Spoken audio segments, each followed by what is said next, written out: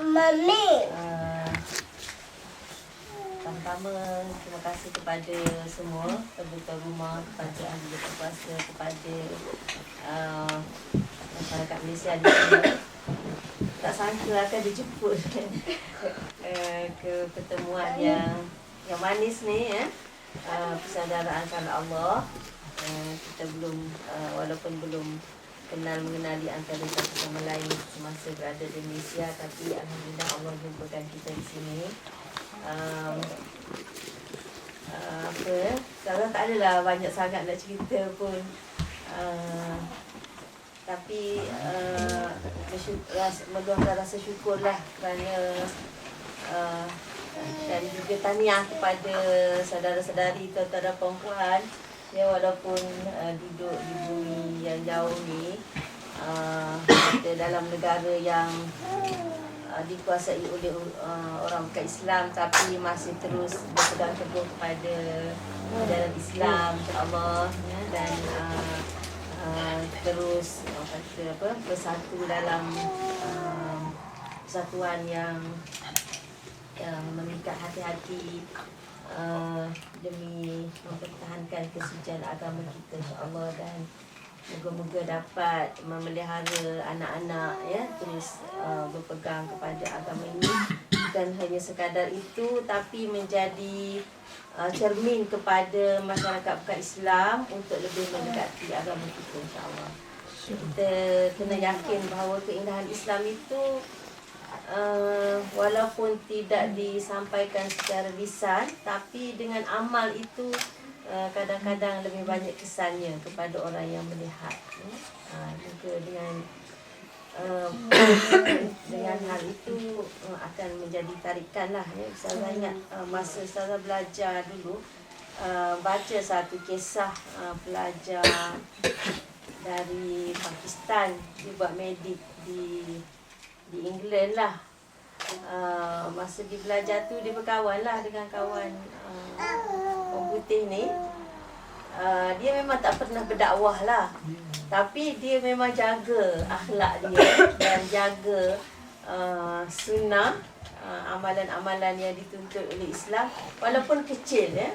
Umpamanya antara perkara yang bagi orang kecil sangat, iaitu masuk bersin. Bila dia bersin, dia tetap dengan sunnah alhamdulillah, walaupun depan kawan-kawan orang putih tu. Tahulah orang putih kata apa kalau bersin? Bless you. Oh, ya, dia cakap juga ya. Tapi yang Ustazah baca tu, dia kata orang putih selalu kalau dia bersin, dia cakap excuse me. Jadi kalau kita bersin, kita cakap alhamdulillah. Jadi itu je cerita dia. Kemudian habis baby sini. Bila habis belajar tu, dia baliklah kerja di negara dia. Beberapa tahun kerja tu, dia pun pergilah menunaikan fardu haji. Dia masa dia belajar tu, pernah jugalah sekali kawan dia tanya dia kenapa cakap alhamdulillah. Kan?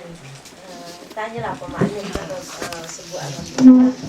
Dia pun ceritalah, dia kata dalam kepercayaan agama dia, maknanya alhamdulillah tu memang sunnah. Sallallahu alaihi wasallam. Dan dalam kepercayaan dia juga, dia kata Nabi Adam alaihissalam pertama dicipta, itulah permulaan kata-kata yang keluar daripada Adam apabila dia mula-mula mendapat nyawa. Kan, maknanya di permulaan hidup dia dengan dia bersin, lepas tu dia pun ucap alhamdulillah. Jadi maknanya dia ada mula hidup tu dengan bersin. Itu dan adalah dalam kitab sebenarnya, dalam tafsir Ibn Katsir pun ada sebut bahawa Adam mula-mula dia nak hidup tu maknanya dia bersin, terus alhamdulillah. Jadi maknanya sunnah itulah yang kita ikut dan diajari Nabi SAW. Kemudian itu je lah, setakat tu je yang dia cerita pada kawan dia. Lepas tu dia pergi buat haji. Masa dia tengah tawaf, dia terserempak dengan kawan tu. masuk Islam dah. Jadi lepas tu dia sempatlah tanya apa rahsia masuk Islam. Sebab kawan dia kata dia masa dia kerja tu dia menghadapi satu kes orang koma. Kan, tak sedar diri. Lepas tu tengah-tengah doktor duk cari apa benda nak buat, apa nak sedarkan dia tu, tiba-tiba orang tu bersin. Dia bersin, dia sedar. Jadi dia teringat apa yang kawan dia cerita tu. Maknanya bersin tu besar hikmahnya kan. Wallahu alam, saya pun tak tahu dari sudut perubatannya macam mana nak dihuraikan. Tapi maknanya orang tu bila dalam keadaan dia orang kelang kabut nak cari apa punca dan macam mana nak sedarkan tu, bila pesakit tu bersin je dia sedar. Jadi dia pun teringat cerita, dia kata aku teringat cerita kamu. Jadi daripada situ dia mula belajar tentang Islam. Dan akhirnya dia mula Islam. Jadi maknanya contohnya perkara yang kecil pun kadang-kadang boleh menjadi sebab untuk Allah nak bagi hidayah kepada seseorang. Jadi kita jangan rasa malu ke kan, jangan rasa rendah diri ke, jangan rasa apa-apalah kan kita nak tunjukkan identiti Islam kita tu. Sebab kita yakin bahawa Islam adalah agama yang paling baik, paling sempurna, paling agung, paling suci, yang memang murni daripada Allah Subhanahu Wa Taala, tidak ada campur tangan manusia.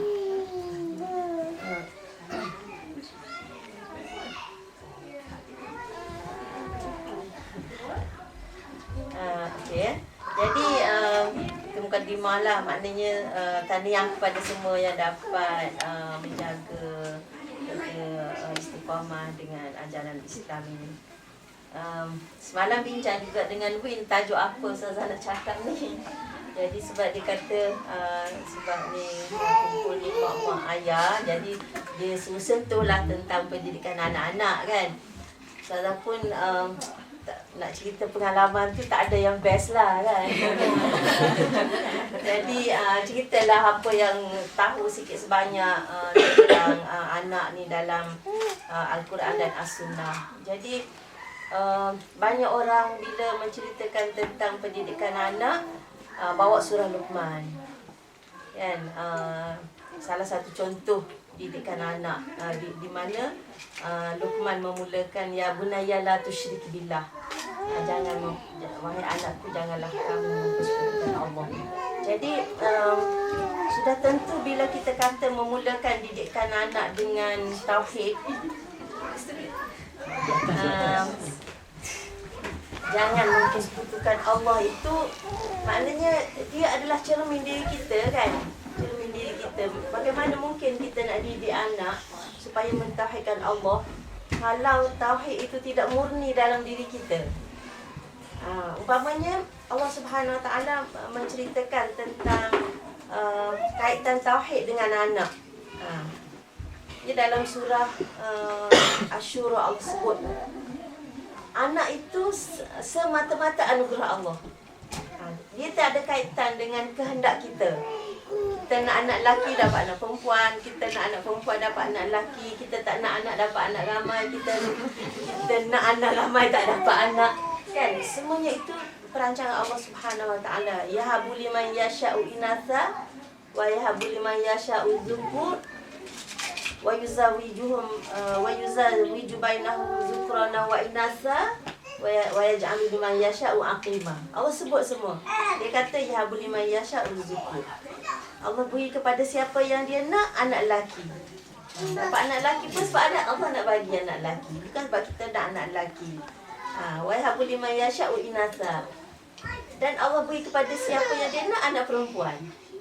Bukan sebab kita nak anak perempuan kita dapat anak perempuan, tapi sebab Allah memang nak bagi anak perempuan. Ataupun Allah gabungkan lelaki dengan perempuan. Bagi kembar sekali, seorang lelaki seorang perempuan. Ataupun tak kembar pun, anak perempuan ada, lelaki pun ada. Wa yaj'alu liman yasha'u aqima. Dan Allah juga menjadikan kepada siapa yang dia kehendaki mandul. Allah juga bukan sebab kita nak mandul, jangan kecil hati ya. Bukan sebab kita nak mandul.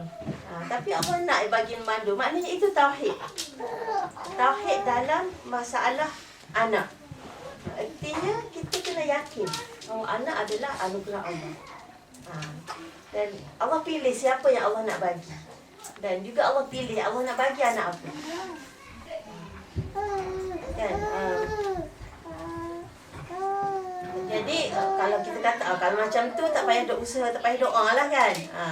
Doa dan usaha itu memang sunnah. Kan? Dan Allah memuji orang yang berdoa untuk dapat anak. Kan? Dan Allah juga menunjukkan kepada kita doa mendapat anak ni bukan semata-mata doa anak. Bukan semata-mata doa untuk anak, untuk dapat anak. Contohnya yang Allah bawa contoh doa ialah doa Nabi Zakaria alaihissalam. Di mana kita tahu Nabi Zakaria ni memang lambat dapat anak kan. Dah tua, bila dia tengok Maryam tu mengandung, dia makin terasa inginkan anak tu. Masa itulah dia berdoa. Dan kita tengok doa Nabi Zakaria yang Allah ceritakan dalam surah Maryam tu, doa untuk dapat anak bukan semata-mata nak memenuhi fitrah nak anak, tapi doa supaya ada pewaris. Jadi maksudnya yang menyebabkan mukmin itu sangat nak anak ialah supaya ada pewaris. Kan, supaya ada pewaris kepada perjuangan Islam. Sebab dia bimbang kalau dia tak ada anak, tidak ada orang yang akan mewarisi perjuangan. Terbalik kan orang, yalah dalam masyarakat Melayu keumpamanya kan, orang kaya nak anak takut tak ada orang mewarisi harta. Kan, lebih lagi kalau tak ada anak lelaki kan, nanti harta habislah orang ambil kan. Ya Allah, dengar cerita macam tu pun di mana akidah tauhid di situ? Kan, walau harta tu anugerah Allah, bukan nak suruh kita kumpul, nak turunkan kepada siapa yang kita nak kan. Sebab kalau kita kumpul harta nak turunkan kepada orang yang kita nak, maknanya harta tu jadi milik dia lah, kita tak ada manfaat. Sebab itu Imam Ibn Qayyim sebut salah satu 10 perkara yang tak ada faedah ialah orang yang kumpul harta dan dia tak manfaatkan hartanya itu dengan infak. Jadi maknanya dia kata masa hidup pun dia tak dapat faedah daripada hartanya sebab dia tak guna. Dia duk kumpul. Dan masa mati pun dia tak dapat pahala daripada harta dia. Jadi maknanya perkara yang sia-sia lah. Dia kumpul harta, dia tak ambil manfaat daripada harta tu. Dan bila dia mati pun dia kata masa hidup dia tak ada manfaat, masa mati pun harta tu tak berguna untuk dia. Yalah, harta tu berpindah jadi hak orang lain. Kalau dia gunakan harta tu untuk infak tu, untuk belanja diri dia, maknanya di dunia ni dia dapat manfaat, dan bila lepas dia mati pun dia dapat pahala lagi kan. Dia wakaf ke harta tu. Itu Ibn Qayyim sebut antara 10 perkara yang tak berfaedah adalah benda lain. Kan? Jadi maknanya Allah ajar bila berdoa untuk dapat anak tu, fikirkan anak itu adalah pewaris kepada perjuangan Islam. Bukan hanya sekadar nak memenuhi fitrah nak anak, tapi ataupun untuk menjadi pewaris harta benda. Dan kita tahu Nabi-Nabi memang tak tinggal harta kan. Begitu juga yang Allah puji, Allah sebut salah satu ciri ibadur rahman dalam surah Al-Furqan itu pun, Rabbana hablana min azwajina wa dzurriyyatina qurrata a'yun. Kan, kurniakan kami pasangan dan zuriat yang menenangkan mata, menyejukkan mata, menenangkan hati. Maknanya bukan saja setakat dapat anak kan, tetapi anak yang boleh memberikan ketenangan, kebahagiaan, bermanfaat kepada kita dunia dan akhirat. Jadi maksudnya di situ kita kena doa dan kita kena jelas anak apa yang kita nak. Ya, walaupun fitrahnya semua orang nak anak, tapi kena tahu kenapa nak anak tu dan untuk apa. Itu tauhid yang kena ada dalam diri kita ni sebelum nak tanam tauhid dalam jiwa anak-anak tu. Ini bermula dengan tauhid dalam diri kita. Yakin bahawa segalanya datang daripada Allah dan untuk Allah. itu satu. Yang keduanya, Allah Subhanahu Wa Taala juga memberitahu kepada kita melalui Nabi Sallallahu Alaihi Wasallam bahawa anak ini anugerah daripada Allah, dan kita disuruh berdoa supaya dapat anak, dan kena tahu kenapa kita nak anak. Dan Allah juga menegaskan bahawa anak itu sesuatu yang memang menguntungkan kita. Misalnya kita nak dapat anak tu banyak dugaan kan, dengan apa, kalau perempuan alah-alah tak lalu makan lah kan, jadi macam mana suami nak kena layan ni kan. Semua itu sebenarnya dugaan-dugaan yang dapat pahala kan. Sebab setiap musibah tu, setiap sakit, penat, lelah, walaupun sedikit pun Allah ampunkan dosa ataupun angkat darjat. Itu pun dah kumpul pahala tu. Kan? Lepas tu masa bersalin pun, walaupun orang kata perempuan saja yang sakit bersalin, tapi bukan makna lelaki tak sakit kan. Walaupun dia tak rasa sakit, tapi sakit. Macam mana keresahan tu kan. Dia tak rasa sakit, tapi dia tahu macam mana. Dia lah boleh bayangkan macam mana perasaan nak tunggu bersalin tu kan. Tengoklah kalau dalam drama tu gambarkan sekejap duduk, sekejap balik. Kita bisa. Ada kawan dia doktor, tapi kalau isteri bersalin tak sanggup nak sambut. Kan? Jadi macam tu, mana segala susah penat tu dah dapat pahala kan. Kemudian kalau anak tu ditakdirkan meninggal kecil, dapat pahala besar kan. Dapat pahala besar. Kan Nabi sebut siapa yang lebih kurang maksud dia, siapa yang Allah ambil 3 orang cahaya matanya kan, maka Allah jamin syurga. Kemudian orang tanya Rasulullah, kalau 2?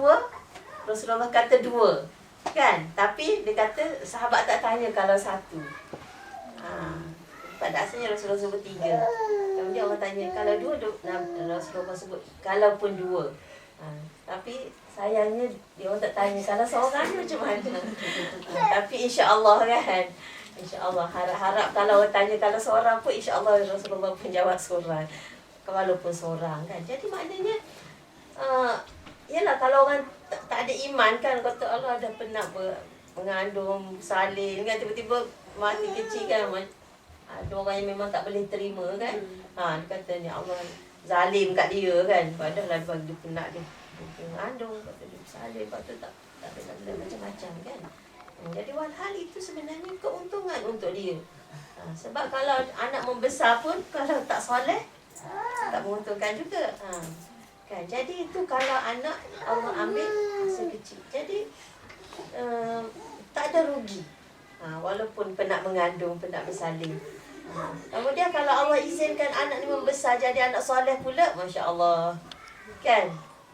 3 perkara yang akan melanjutkan usia kita. 3 perkara. Salah satunya anak soleh. Jadi kita dah masuk kubur, terus dapat pahala berterusan kan, apabila kita mendidik anak kita jadi anak yang soleh. Dan kalau dalam syarahan Ibn Taymiyah, dia kata anak soleh ni sebenarnya, dia kata tak semestinya anak yang lahir daripada sulbi kita. Tapi dia kata anak ruhi dia panggil. Anak ni ada 2, anak sulbi, anak ruhi. Maksud anak sulbi ni anak yang kita lahirkan dan kita didik. Anak ruhi ni maknanya anak yang kita didik. Mungkin kita ada anak angkat ke, mungkin kita ada nursery ke, kan? Mungkin kita apa-apalah yang kan, anak-anak yang kita didik pun sebenarnya memanjangkan pahala. Jadi ini tak bercanggah dengan, walaupun Nabi sebut waladun soleh di situ, jadi dia menguraikan anak tak semestinya anak sulbi. Anak yang kita didik pun sebenarnya akan memberi keuntungan kepada kita. Dan ini selaras dengan apa yang Nabi sebut, siapa yang menunjukkan kepada kebaikan maka dia dapat pahala orang yang beramal dengannya, sama, tak kurang walau sedikit ya. Ustazah sebenarnya ada satu pertubuhan kat sana, saya jadi pengurusi. Nama persatuan tu Pertubuhan Mawadah Malaysia. Jadi dalam salah satu mesyuarat agung, dalam ucapan pembukaan tu, Ustazah buat satu tajuk, masuk syurga bersama NGO. Sebab apa? Sebab sebenarnya dia macam apa, orang kata apa, lambat je nak bergerak kan. Macam mana nak motivasikan ahli ni supaya aktif, bersemangat untuk bekerja, menyumbang dalam pertubuhan ni kan. Jadi Ustazah buat tajuk ucapan tahun tu, masuk syurga bersama NGO. Jadi macam mana? Sebab bila kita beramal, amal ni satu syarat untuk kita mendapat ganjaran. Betul tak? Kan? Allah pun sebut dalam surah Al-Mulk, dia menciptakan mati dan hidup untuk menguji kita siapa yang paling baik amal. Kan? Liyabluwakum ayyukum ahsanu amala, untuk menguji kamu siapa di antara kamu yang paling baik amalnya. Jadi maknanya kalau tak ada amal, tak adalah pahala kan. Jadi bila ada amal, kau ada pahala. Dan amal yang Allah nak tengok ialah amal yang ahsan, yang paling baik. Yang paling baik ni ditafsirkan bahawa yang ada mesti dua syarat. Pertama, kita mesti ikhlas. Yang keduanya, kita mesti buat amal tu tak bercanggah dengan syariat Islam. Jadi amal ni ada dua. Satunya amal dipanggil amal yang terbatas, dan satu lagi amal yang tidak terbatas dipanggil amal yang mutaaddi. Maksud amal terbatas ni maknanya kita buat baik untuk diri kita, kita dapat pahala. Macam kita solat, kita dapat pahala. Kita puasa, kita dapat pahala. Jadi amal ni dia terbatas, maksudnya terhenti dengan matinya kita. Macam kita solat, bila kita dah mati, kita tak boleh solat dah. Begitu juga puasa. Bila kita masa hayat ni bolehlah nak puasa banyak tiap hari pun boleh kan. Kecuali hari haram lah. Tapi bila dah mati, tak boleh dah nak puasa. Ini dia panggil amal yang terbatas. Jadi kalau selama hidup ni, kalau kita buat hanya amal yang itu, maknanya dia akan terputuslah dengan matinya kita. Kan? Tapi ada satu lagi jenis amal yang tak terbatas, dia panggil mutaaddi. Maknanya amal yang kalau kita buat, dia tak berhenti walaupun kita mati. Dia terus bertambah. Yang inilah yang Nabi sebut 3 tu. Kan? Harta yang sedekah jariah, ilmu yang dimanfaatkan, dan anak yang soleh. Jadi maknanya kita didik anak, kita dah mati memang kita tak boleh didik dah, tapi kesan didikan tu akan berterusan sampai pada kita. Kita mengajar ilmu, kita pakai ilmu. Bila kita mati, kita tak boleh nak sebar dah ilmu. Tapi ilmu yang kita dah sebar masa kita hidup tu, dia terus berjalan. Dan kita terus dapat pahala. Macam kita masih beramal. Dan begitu juga harta yang kita wakafkan. Dah mati memang tak boleh nak wakaf dah. Tapi yang kita dah wakaf semasa hidup tu, selagi orang gunakan, kita akan terus dapat pahala. Jadi apa kaitan dengan NGO? Sebab macam kita nak menyebarkan ilmu kan, tak semua orang boleh sebarkan ilmu, tak semua orang ada ilmu yang boleh disebarkan umpamanya. Tapi bila bersama dengan NGO tu, walaupun katalah kita buat contohlah sebarkan ilmu ni dengan bagi ceramah umpamanya. Jadi walaupun seorang je bagi ceramah, tapi semua orang dalam situ AJK tu dapat pahala kan. Sebab nak bagi ceramah, ada nak buat flyers, ada yang nak sebarkan, ada yang nak pasang mikrofon, ada yang kena masak kan. Macam-macam kerja buat. Jadi semua orang dapat pahala untuk satu program tu. Jadi sekiranya ada orang yang dapat manfaat daripada ilmu yang disebarkan di situ, hanya semua orang dapat pahala sama kan. Jadi itu sangat berguna. Maknanya kalau Sebab tu Ustazah stres suri rumah kan. Ni persatuan ni ramainya ahli suri rumah kan. Jadi maknanya dia tak payah nak pergi mengajar sana mengajar sini. Dia join bersama ni, menjayakan satu program sahaja pun sebenarnya bekalan dia untuk amal yang berterusan. Jadi Alhamdulillah, lepas tu maknanya bersemangatlah. Alhamdulillah sampai sekarang nampak tak susut lagi lah. Kan, diorang kita kata bila ingat je nak malas sikit, ingat Ustazah pesan masuk syurga bersama dengan you. Kan, jadi maknanya Alhamdulillah kita membuka ruang kan untuk masing-masing meraih pahala. Pahala beramal. Sebab kita nak mati, hidup kita sebentar. Jadi kita ambil peluang. Amalan jangan hanya sekadar kita tumpu pada amalan yang fardu, tapi kita luaskan skop amalan. Jadi bila Allah Subhanahu Wa Taala anugerahkan anak tu, maknanya itu satu medan kan untuk kita amal kita didik anak jadi anak soleh. Kalau Allah tak bagi kita anak pun, banyak juga medan kan untuk kita bina. Lepas tu kita balik kepada surah Luqman tadi. Jadi kita lihat orang fokus kepada ya bunayya la tusyrik billah. Jadi salah satu perkara yang kita dapat ambil pengajaran daripada ajaran Luqman kepada anak dia, pertamanya Allah Subhanahu Wa Taala membuka minda kita, sebab selalu orang kata peranan ibu dalam mendidik anak. Kan, jadi dalam Al-Quran Allah tunjuk ayah. Kan, Allah tunjuk ayah. Jadi nak menunjukkan bahawa peranan ayah itu cukup besar dalam mendidik anak. Jadi ayah dia kena langsung dengan anak dia.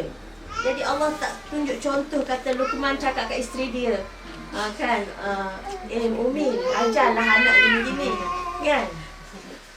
Tapi kita tengok ayah sendiri yang menyampaikan didikan itu kepada anak. Jadi ni pun kita ada buat satu forum di Malaysia baru ni, Bapakku Heroku. Ada forum tu. Kan, jadi kita nak tunjuk peranan bapa. Peranan bapa, sebab ramai keluarga yang ayah dia memang relax kan. Balik semua Umi. Anak kan, bila pamper dah penuh Umi, ni kan. Itu Umi kan. Jadi tambah-tambah dalam era orang perempuan pun ramai kerja juga sekarang ni. Tapi yang tu teknikal lah. Tapi yang pentingnya maknanya kita nak tunjuk dalam Al-Quran itu memang Allah secara langsung tunjuk peranan ayah. Kan, Allah tunjuk macam Luqman, ya bunayya, hai anakku. Itu dari segi cara nak panggil anak kan, panggil dengan panggilan yang manja, yang kasih sayang. Sebab bunayya itu dia tasghir kepada ibni. Dalam bahasa Arab macam Nabi panggil Aisyah Humaira kan. Humaira tu tasghir kepada Ahmar.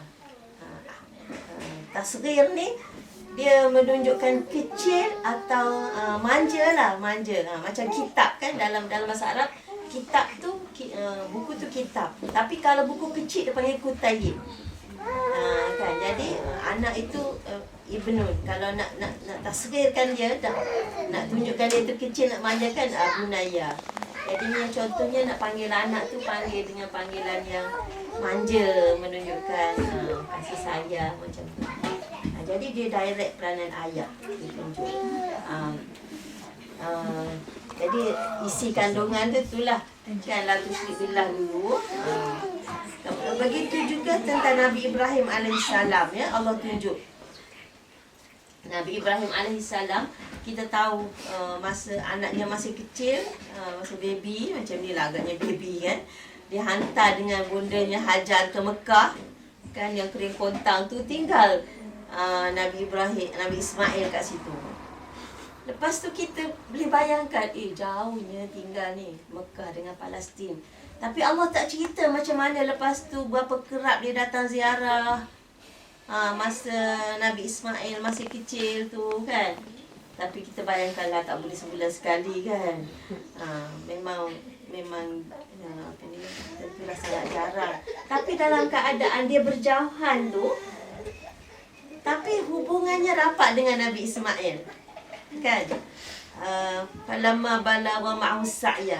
Bila Nabi Ismail tu dah agak besar dan boleh bekerja bersama Nabi Ibrahim. Jadi maknanya kita bayangkan hubungan yang intim antara ayah dan anak tu walaupun berjauhan. Dan bila dia dapat wahyu untuk melaksanakan satu satu pengorbanan yang cukup besar kan. Jadi kita bayangkan kalau hubungan dia tak rapat, renggang dengan anak dia, mungkin dia malu-malu Allah kan, segan nak cakap pada Nabi Ismail ni. Dah lama tinggal, rata-rata nak sembelih kan. Ya Bunaya, dia pun dipanggil Ya Bunaya juga kan. Dia kata aku